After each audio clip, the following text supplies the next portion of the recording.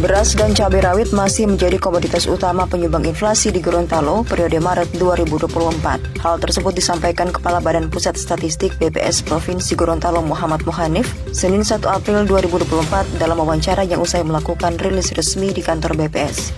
Maret 2024, Kota Gorontalo inflasi year on year sebesar 2,46% dan Kabupaten Gorontalo mengalami inflasi year on year sebesar 5,58%. Secara keseluruhan, Provinsi Gorontalo mengalami inflasi year on year sebesar 4,13%. Angka tersebut menjadikan Provinsi Gorontalo berada di peringkat 2 tertinggi inflasi secara nasional.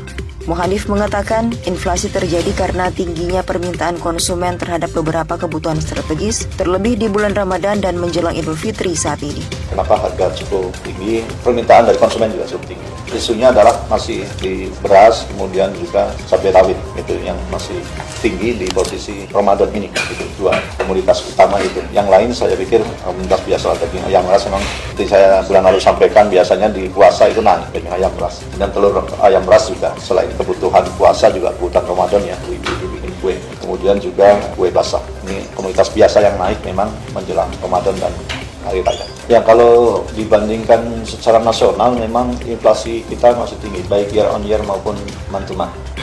Year on year tadi secara nasional posisi kita 2 tertinggi setelah Papua ya, kalau nggak salah. Kemudian yang month to month juga cukup tinggi, itu jadi karena kita masuk 10 besar.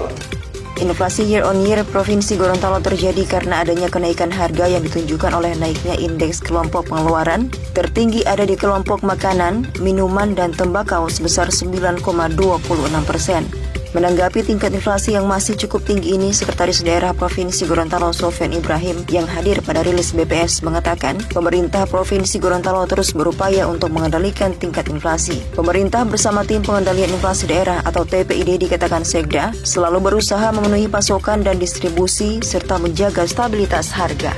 TPID sebetulnya telah melakukan berbagai hal. Kemarin beras naik, makanya kemarin kami subsidi.